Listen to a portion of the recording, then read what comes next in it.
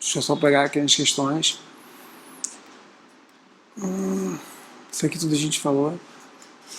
Sobre o diâmetro e o calibre da agulha que a gente tinha falado, né? Então, assim, eu tenho 3 tipos de diâmetro, né? O curto, longo e ultra curto. O Malamed fala que ultra curto, odontopediatria. Para clínico, de modo geral, a gente não indica.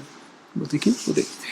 O calibre 23, 25, 27 e 30, lembrando que o 23, hoje em dia, ele nem cita mais como indicação, tá? Porque esse paciente sentiu um incômodo um pouquinho maior. Tá? A aspiração que a gente falou, o que eu falei para vocês, o bloqueio tópico, né? Que a gente só faz na parte inicial, no tecido, na verdade a função dele é bloquear a bainha de mielina para a gente penetrar com a nossa agulha, 2, 3 milímetros. Infiltração é quando eu faço o bloqueio de um elemento, que é fazer o bloqueio do segundo premolar, eu faço uma infiltração, tá?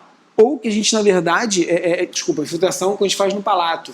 A gente fala essa coisa de infiltrar. Infiltrar é só para sutura, ou eu estou fazendo no palato para fazer a técnica de descolamento, ou eu estou fazendo para fazer na gengiva inserida para fazer uma raspagem, tá? Ou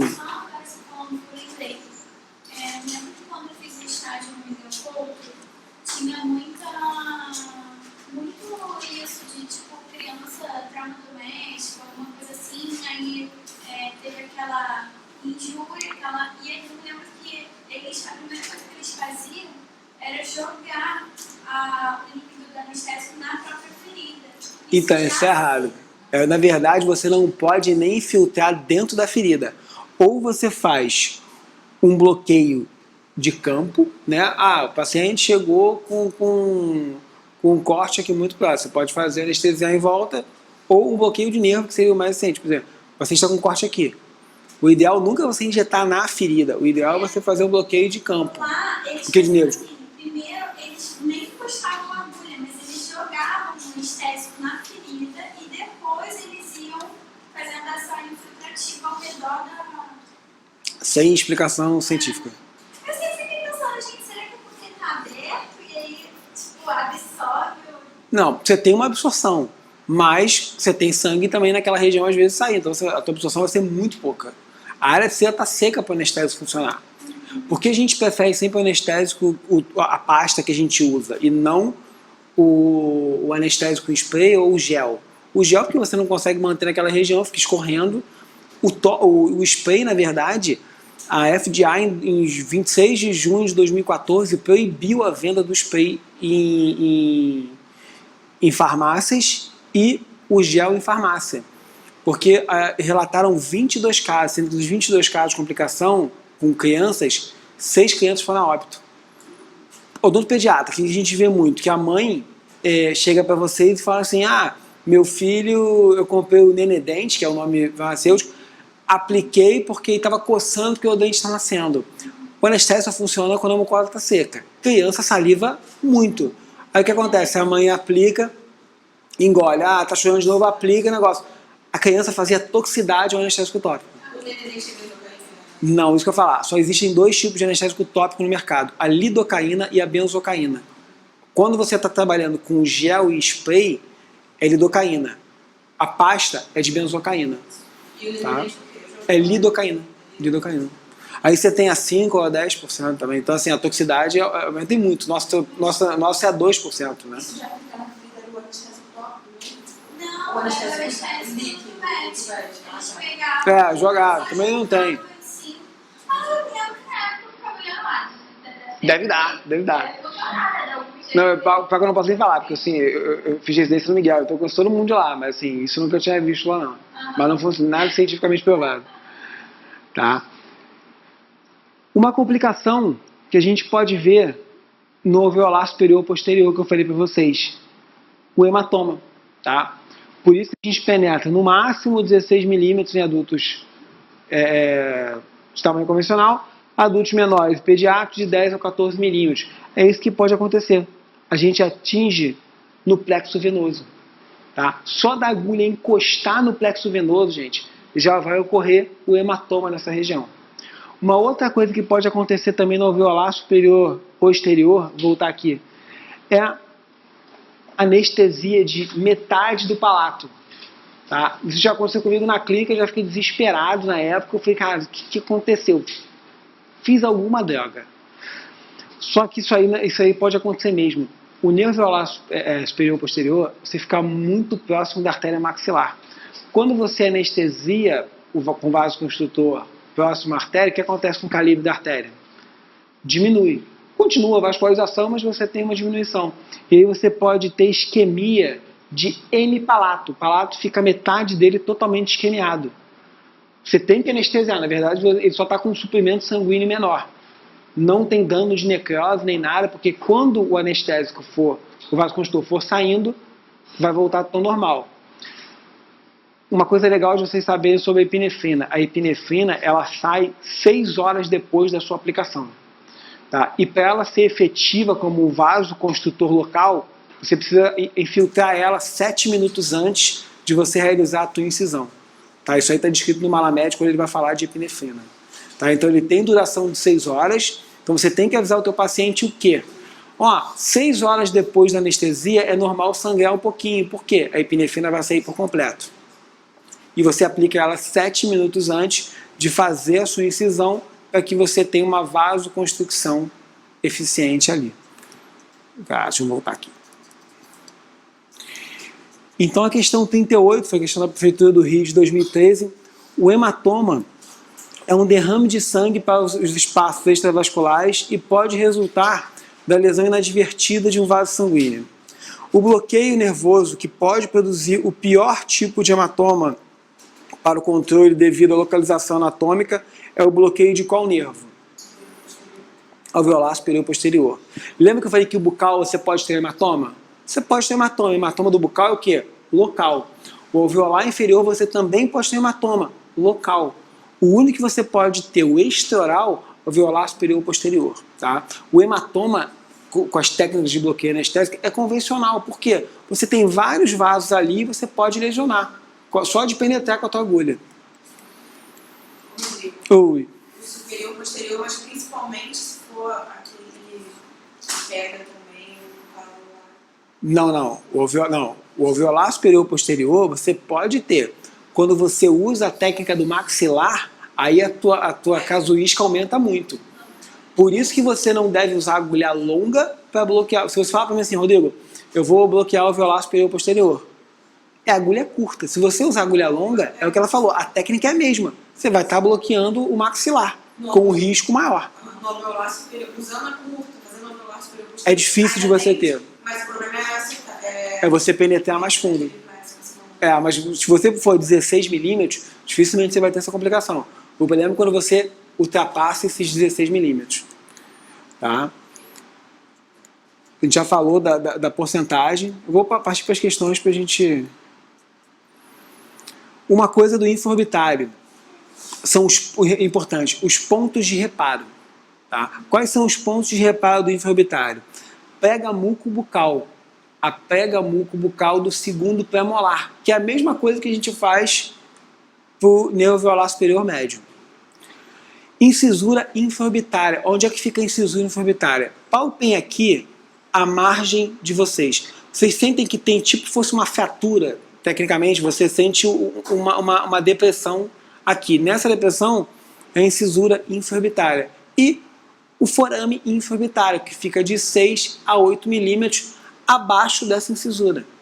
Tá? Então, esses são os 3 parâmetros para a gente anestesiar o infraorbitário. Mas é bem na prega, não, na boca frente, como você falou, tantos milímetros. Na verdade, você afasta 0,5 da prega. Por que a gente deve afastar 0,5 da prega? Aqui está a região da nossa anestesia. Se eu não afasto da prega, se eu entrar muito colado próximo aos dentes, o que vai acontecer? Eu vou bater aqui, entre a maxila, na verdade, aqui na maxila, no processo zigomático da maxila. Você vai ficar batendo aqui e não vai entrar. Bateu aqui, você vai anestesiar. O que você vai anestesiar nesses casos? O médio. Só que é o seguinte, quando você for encostar aqui na região anterior, ou na pálpebra, ou na asa de nariz, ou no lábio, dificilmente o paciente vai estar completamente anestesiado. O ideal é o seguinte, você afasta 0,5 e sobe aqui. Porque aí a gravidade, ela desce, ela não sobe. Então, o que vai acontecer? Você vai bloquear toda essa região. Deixa eu só ver essa questão aqui.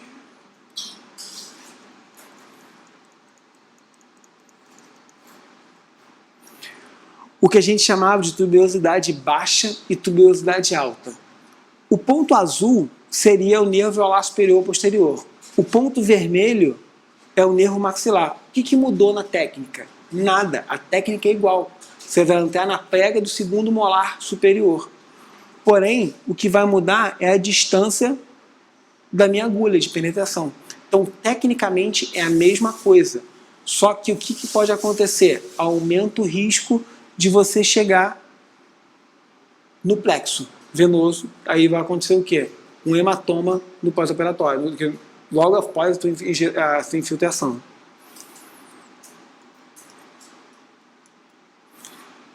Voltar aqui. Questão 1, que foi do Tocantins de 2005. Para a exodontia de um primeiro molar superior, devem ser anestesiados os seguintes ramos do nervo maxilar homolateral. Primeiro molar superior, sem olhar as questões. Primeiro molar superior.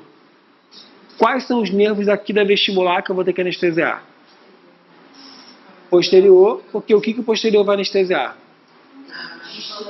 Dístolo vestibular e palatina. O médio vai anestesiar o quê? Mesovestibular. E o que mais? Palatino maior. Tá? Para anestesiar a mucosa palatina. Porque assim, eu posso optar por uma infiltrativa, mas tem que ver se a questão está perguntando de técnica ou de nervo. De nervo é o canal, o nervo palatino maior. Tá? Então a letra D, que é o número 2, 3 e 4. Alveolar superior médio, alveolar superior posterior e palatino maior. Questão 2. No bloqueio do nervo alveolar superior médio, os dentes superiores anestesiados são: letra A, canino primeiro e segundo premolar. O canino, quem faz a inervação dele? O anterior. Segundo o primeiro premolar, tá certo, é o médio. Letra B, primeiro e segundo premolar, tá certo. Tá? Letra C, incisivo lateral canino? Não, incisivo lateral canino é o anterior que faz, o primeiro premolar, o médio faz. Letra D, segundo premolar, primeiro e segundos molares? Não, primeiro e segundo molar é o posterior que faz. Letra E, primeiro e segundo premolar e raiz mesovestibular do primeiro molar? Está mais completa a resposta. Questão 3. Considerando-se que o bloqueio do nervo alveolar superior médio tem uma utilização clínica reduzida, isto se deve pelo fato de estar presente em qual percentual da população? Apenas 28%. Ele só está presente em 28% da população. Questão 5. A anestesia por infiltração tipo tronculado nervo inforbitário é indicada quando? Sem olhar as respostas. Quais são os nervos quais são as regiões anestesiadas pelo nervo inforbitário? Extoral primeiro. Asa do nariz, pálpebra inferior e lábio superior. E dentária, parte dentária. Incisivo, lateral, canino, primeiro pé, segundo pé. E raiz mesovestibular do primeiro molar. Porque eu vou pegar anterior, vou pegar médio e vou pegar esse tecido mole daqui. Letra A, dentes anteriores ao segundo premolar? Tecnicamente está certo. Letra B, dentes superiores, intervenções extensas em planos profundos e o seio maxilar? Muco periósteo da região entre os caninos? Porque se é lateral e... Não sei, gente, eu só olhei para vocês com cara de paisagem. Não, entre os caninos não. Não, e não é entre os caninos. Não. Processo alveolar e plano ósseo palatino? Não, inforbitário ele não mexe no palato. Incisivos e caninos? Também. Tá? Então vocês ficaram entre quais? Anteriores ao segundo pré. Ele é indicado mesmo. deveria estar tudo pra porque não tem necessidade de anestesia, isso só precisa. Ele pega a raiz do canino, do primeiro premolar, mesovestibular. Mas dentre as respostas, a gente vai entrar no mesmo quesito da questão da periodontia. Dentes anteriores ao premolar. Ele pega a raiz mesovestibular do premolar. A gente não tem opção mais correta, do que a letra A. Opção, é igualzinha do antibiótico que a gente não marcaria. Cara, eu tô fazendo aleatório, porque algumas acabam se repetindo e tudo, ou bota lá atrás. Eu mesclei, não fiquei numa ordem sequencial. É porque, na verdade, eu botei 72, né, cara? Então, assim, você pegou a apostila? Tá, que coisa, acho que eu tenho aqui no pendrive, no intervalo eu passo lá. Um bloqueio eficaz ao nível do buraco infraorbital permitirá, na maioria dos pacientes, que a área insensível se estende dor. Então, qual a área que vai ficar insensibilizada? Qual a área que vai ficar anestesiada? A. Incisivo central a canino? No infraorbitário. Tecnicamente, sim, também. Incisivo central aos premolares? Sim, ficou mais certa, né? Primeiro e segundo premolar? Também. Incisivo raiz mesial do primeiro molar? É a mais completa. Acaba, na verdade, todas estão corretas. Tá? Só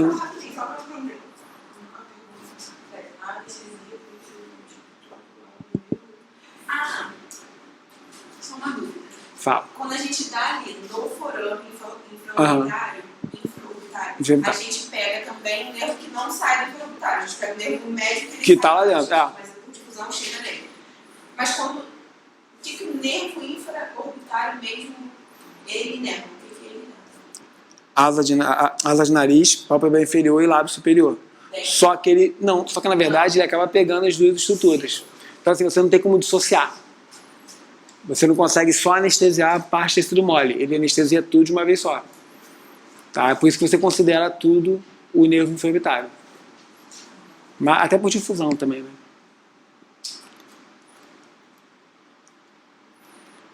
Isso a gente já falou, deixa eu pegar as questões da mandíbula. Isso a gente falou. Qual é uma complicação comum da técnica do alveolar inferior, quando eu não encosto no osso? É a paralisia temporária do facial. Foi a primeira coisa que a gente estava falando aqui. Tá? Isso é muito comum. Não vai. No alveolar inferior, tá? E na quinose também pode acontecer, mas é menos frequente, até porque a gente realiza muito menos a quinose do que o alveolar inferior. Tá? Como eu falei, o tratamento para isso, acalmar o paciente e curativo oclusivo. Acalmar o paciente é o melhor, né? Ele vai estar desesperado, com metade do rosto paralisado, tá? Mas ocluir a pálpebra e aguardar o tempo do anestésico ele terminar o seu efeito por completo. Tá? Isso vai depender de qual sal anestésico você escolheu. Questão 9. No bloqueio do alveolar inferior, os dentes inferiores do lado anestesiado são... Então, sem ler as respostas. Quando eu anestesio o alveolar inferior, quais dentes vão estar anestesiados? Todos. Tá? É mais fácil assim, o que não vai estar anestesiado? Mucosa vestibular dos molares inferiores. Tá? Então, vamos lá. Igual vai... Ele vai... Tecnicamente, o alveolar... Ele está falando ali do bloqueio do nervo alveolar. Então, mas vamos ver, porque o Mallamed, ele não dissocia os dois. A primeira parte lá, ele não consegue dissociar. Primeiro e segundo pré-molares e primeiro e segundo molar? Sim. Canino primeiro e segundo pré-molar e primeiro e segundo molar? Incisivo central, lateral, canino primeiro e segundo pré-molar, primeiro e segundo molares? Incisivo central e lateral? Na verdade, todos tecnicamente estariam certos em termos de dente. Só que o mais completo é a letra C, porque pega todos os dentes. É mais fácil a gente lembrar o que o alveolar inferior não pega. Mucosa vestibular de molares. Também é alveolar inferior. Tá? Todos os dentes são o alveolar inferior vai anestesiar. Questão 10. Ao realizar a técnica anestésica de bloqueio do nervo alveolar inferior, o traumatismo produzido pela agulha ao penetrar no tecido muscular pode causar miosite, né, que é a inflamação do músculo. Dor e limitação de abertura bucal. O músculo mais atingido qual é? Isso aí foi questão da FAB já e também já foi questão da Prefeitura do Rio. Toda vez que a gente anestesia um músculo, ou penetrar com a agulha várias vezes no músculo, ou uma grande quantidade de anestésico dentro de um músculo, por isso assim, a técnica diz meio tubete. Se você aplicar um tubete todo, a chance de você ter um trismo desse músculo é muito grande, porque ele vai absorver muito anestésico. Quando você faz isso, ou muita perfuração, qual é a tendência do músculo? Contrair, fazer um trismo. Tá? O mais comum da gente ver é o pterygoideu medial, por causa da inserção e da origem dele. Tá? Então, assim, é o nervo mais comum e na qual técnica? Alveolar inferior. Tá? Da inserção e da origem, na verdade, quanto mais você penetra, assim, se você usar o volume correto e fazer a técnica correta, dificilmente você vai ter problema. Mas se você errou a técnica, o que você vai fazer? Você vai fazer uma outra perfuração e você vai utilizar mais anestésico. Aí a chance de você ter um trismo no músculo pterygoideu medial. É o mais comum da gente ter.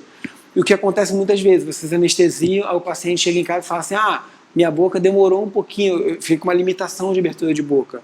Uma das coisas é o pterygoideu medial. Uma das coisas é da anestesia, né? Pode acontecer, quem faz cirurgia não tem esse parâmetro. Porque só o ato de você descolar um terceiro molar, você já vai ter um trismo ali. Mas, na anestesia, o mais comum é a perfuração do pterygoideu medial. Bloqueio do bucal, que a gente já falou. Deixa eu ver se tem mais questão aqui.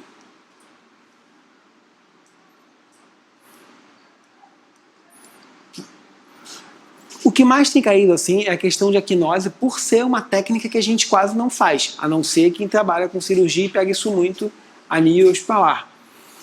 Questão 13. A técnica de bloqueio anestésico do nervo mandibular com a boca fechada é denominada o quê? Equinose. Não tem essa dúvida. Falou de boca fechada e essa questão vem se repetindo em muitos concursos. Tá? Outras técnicas que eu tinha falado, né? A intrapulpar e a interligamentar. Intrapulpar, agulha curta, 27, é uma anestesia muito dolorosa.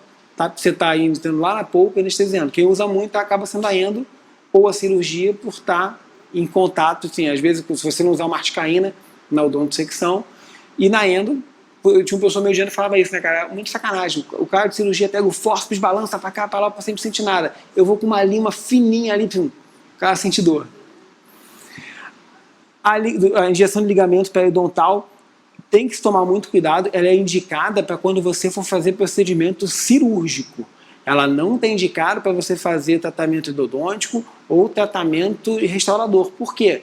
Quando eu injetar lá no ápice do dente e forçar o meu anestésico, o que pode acontecer? Deslocamento desse elemento. Imagine, o paciente, a única coisa que vai sentir é que o dente às vezes está mais destruído, isso é normal. Às vezes, com a força que você faz, se a extrusão for muito forte, você pode ter uma necrose dentária. Tá? Então, essa técnica é indicada quando você for realizar o procedimento cirúrgico, tá? Porque você pode causar extrusão dentária. Tá? Pode haver extrusão dentária quando você faz muita pressão ou utilizar grandes volumes.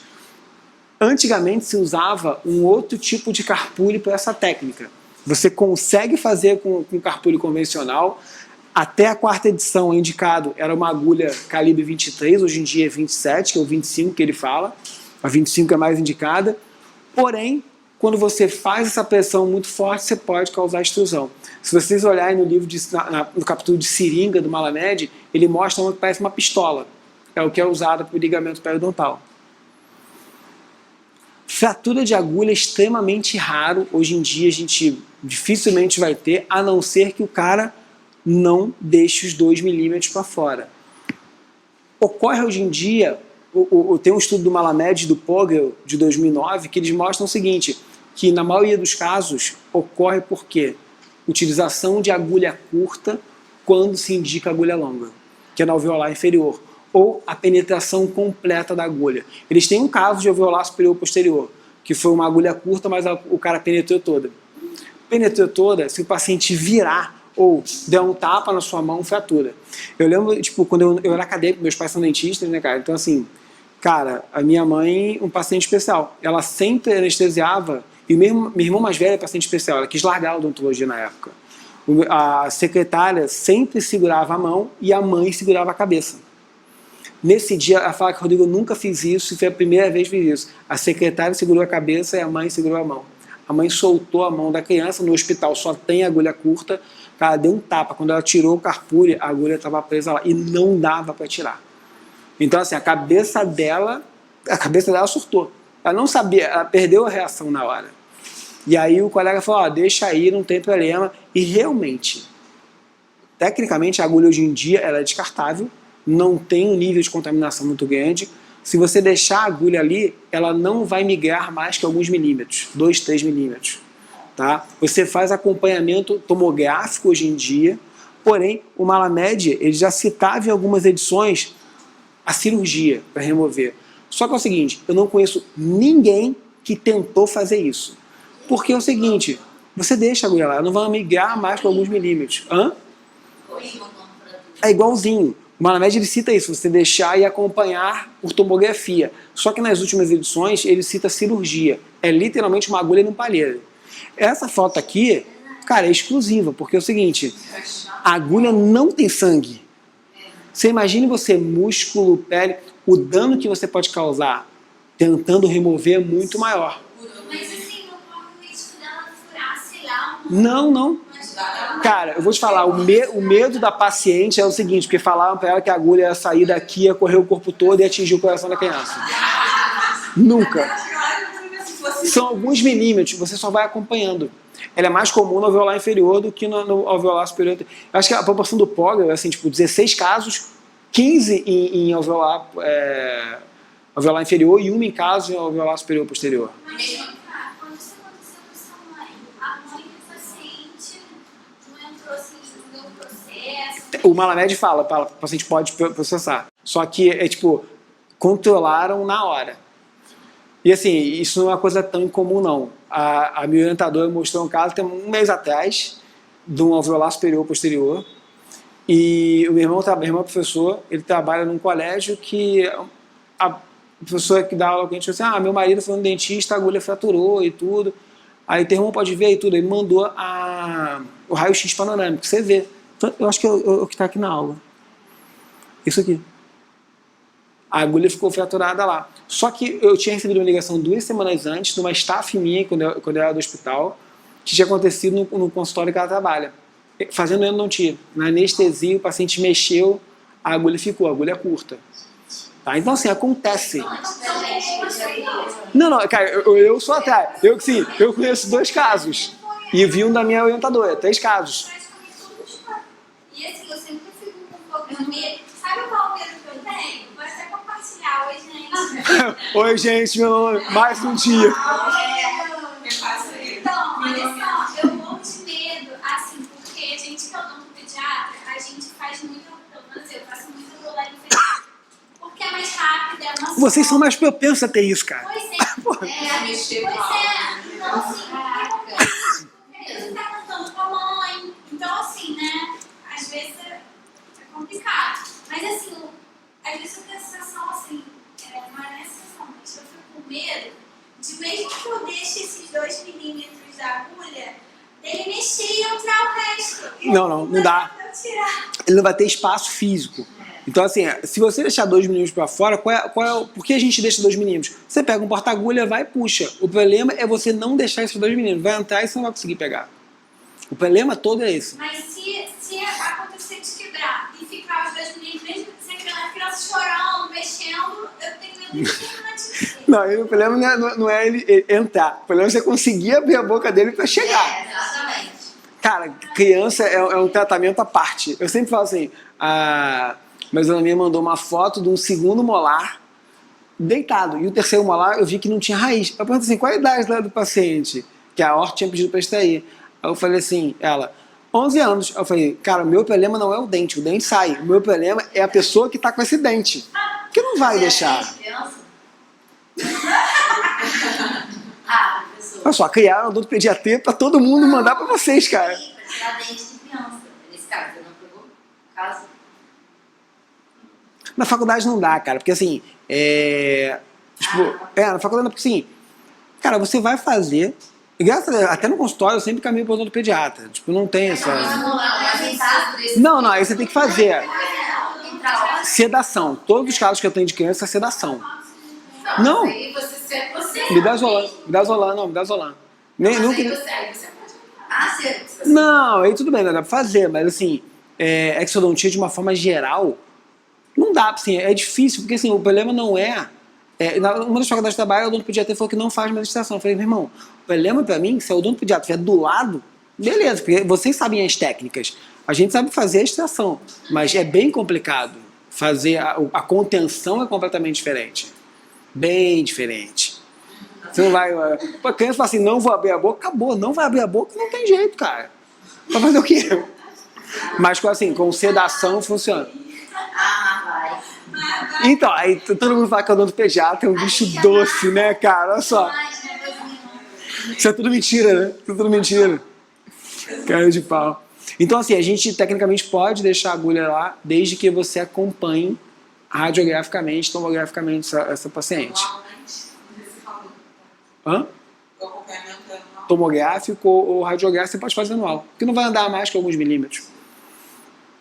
O trismo, né, que é uma das complicações também que a gente pode ter, tá? O trismo geralmente por injeção de grande volume anestésico ou várias perfurações do pterygoide medial, tá? E você vai ter o travamento. Tratamento para trismo, mascar chiclete, fazer bochecho com água morna para fazer vasodilatação e você conseguir abertura de boca. Ou abertura de boca forçando mesmo, mas que o paciente reclama por dor, tá? Deixa eu ver se tem mais questão. O que a gente falou de necrose no palato, eu só posso ter necrose de palato se eu utilizar o quê? Epinefrina 1 para 50 mil ou norepinefrina em qualquer diluição, que ela só tem 50 e 100 mil, e 1 para 100 mil. Você pode ter uma descamação tecidual se você utilizar o anestésico tópico por longos períodos. Mas como é que a gente aprende a usar o anestésico tópico? Pequena quantidade, tira o excesso e faz a infiltração anestésica. Então, assim, também é bem difícil da gente ter descamação. Mas a descamação, não existe tratamento. É só você evitar alimento salgado e tudo para não incomodar o paciente, mas o próprio tecido vai se regenerar ali. Questão 19. Que complicação local ocorre quando se introduz solução anestésica na cápsula da parótida? Paralisia do nervo facial. Lembrar que é o nervo motor, então ocorre a paralisia, não uma parestesia quando é nervo sensitivo. 27, né? A compressão dos tecidos moles no palato antes e durante a infiltração anestésica visa o quê? Aquela pressão com cotonete, da marca cotonete ou qualquer outro instrumento. Aumentar a difusão do anestésico, reduzir a sensação de ardência, aumento do efeito anestésico ou reduzir o desconforto na infiltração. Lembrando que a sensação de ardência, todo o anestésico que contém vasoconstritor, ele fica mais ácido. Então a gente tem essa ardência comum, tá? É esperado. Questão 39. Em odontologia, existem diversas técnicas de anestesia local, cada uma se adequando à necessidade específica do cirurgião dentista. Em um paciente que sofre de trismo mandibular, a técnica anestésica que poderia ser utilizada para o bloqueio do nervo alveolar inferior é a quinose. Mas o que é quinose anestesia? Alveolar inferior. Eita. Lingual. Incisivo, mentoniano e miloióide. Tá? Então, assim, vai ser os 4 que estão ali, mais o miloióide. Tá? E se fosse a Golgate, o que a Golgate vai anestesiar? Isso tudo, aurículo temporal e em 75% dos pacientes o bucal. Tá? Questão 69. Na técnica para o bloqueio do alveolar superior e posterior, conhecida como tuberosidade baixa, é recomendada que a agulha penetre na mucosa em milímetros. Quanto? 16 milímetros. Então, na técnica do alveolar inferior, 16 milímetros. No infraorbitário, 16 milímetros também. No alveolar inferior, 25 milímetros. Na tuberosidade alta, 30 milímetros. Tá? São as únicas que o Malamed descreve no livro dele, de penetração que são maiores do que 2, 3 milímetros daquelas outras técnicas. aí do Exército 2009, né? Considerando-se que o bloqueio do nervo alveolar superior médio tem uma utilização clínica reduzida, isso se deve, porque essa é do Exército. Repete muito essa questão, 28%. Isso aí é quando o Exército fazia uma questão decente, agora eles estão de sacanagem. Questão 74. O bloqueio do nervo mentoniano está indicado para... Gente, qual é a indicação do nervo mentoniano? Tecido mole. Sutura, mucocele, só. A gente vai mexer em tecido mole. É o que a gente já falou, mucocele e lábio anestesiado. Questão... Eu falo. Oi? Então, mas tecnicamente a espícula óssea ela pode estar inserida ainda no osso. Então, quando você vai fazer, acaba doendo. Mas eu vou te falar, se você estiver usando uma articaína, possivelmente o paciente não vai se queixar. Aí você vem com a agulha e vai ficar bem mais fácil de remover. Hã? Não, o lábio... É só daquela região. Metade do lábio que você anestesia. Todo Todo lábio, toda metade. Questão 75. Para anestesiar a região da mucosa vestibular dos molares inferiores, deve-se realizar o bloqueio de qual nervo? Bucal. Tá? Se for, isso aí segundo o Malamed, se fosse o RUP, ele ainda indica o segundo pré-molar. Questão 72. O direcionamento da agulha no sentido posterior durante o bloqueio do alveolar inferior pode ocasionar o quê? Pode causar choque, hemorragia, paralisia facial transitória ou xerostomia. Choque é quando você encosta no nervo. O que vai acontecer é a paralisia. Por quê? Eu não encostei no osso e fui muito posterior com a minha agulha. Professor, Oi. eu não entendi como é que ele pega a parótida. Porque, na verdade, a gente... Você não encosta no osso, você vai muito além pra dentro. Você vai direto. Isso acontece muito assim. Cara, eu vou falar, comigo acontece isso muito, assim, tipo, e vejo isso muito com os alunos. Ao invés do, assim, você está em diagonal. Aí você tem aquele 3/4 do ramo mandibular. Só que às vezes o cara, ele planeja muito certo, mas o que acontece? Quando ele está chegando aqui, a tendência de todo mundo é fazer isso aqui, ó. Ele bota muito posterior. Aí quando ele vai posterior, ele vai penetrando com a agulha. Penetrando. Às vezes ele chega até o final do canhão e ainda, se desse, ele continuava. Aí é sinal de que ele já tá na bochecha, né? Que ele já está, né, próxima região de bochecha. Mas assim, com a agulha curta, você não sente isso. Você não vai chegar nem muito lá atrás. Mas você vai penetrar dentro da parótida. Mas com a longa. Com a longa, você tem muito mais chance. Mas o inferior é o alveolar inferior com a agulha. Sempre longa. A alveolar inferior, sempre longa. Aí então, sempre bater no osso e recuar. Recuar 1 milímetro. Se não bateu no osso, tira tudo e reposiciona a sua técnica se você está errado. Criança, né? É criança, a tua necessidade de penetração é muito pouca. Mas Criança também tem que bater no osso. você tem que bater no osso. Porque é possível, assim, às vezes você está com uma agulha curta, mas você está muito posterior. Você vai penetrar no vazio e você vai penetrar na parótida. Tá? Essa técnica tem mais chance de pegar a parótida. Oi? Qual é a técnica que tem mais chance de pegar a parótida? Nervo alveolar inferior. A segunda maior é a quinose. Mas, na verdade, ele é maior porque a quinose quase ninguém faz. Então, assim, na proporção, a alveolar inferior é muito maior. Tá? Nem pra ser a última mesmo. A anestesia realizada na altura da tuberosidade maxilar baixa resulta o bloqueio de qual nervo? Então, assim, a gente vê que é uma questão da PM de 99.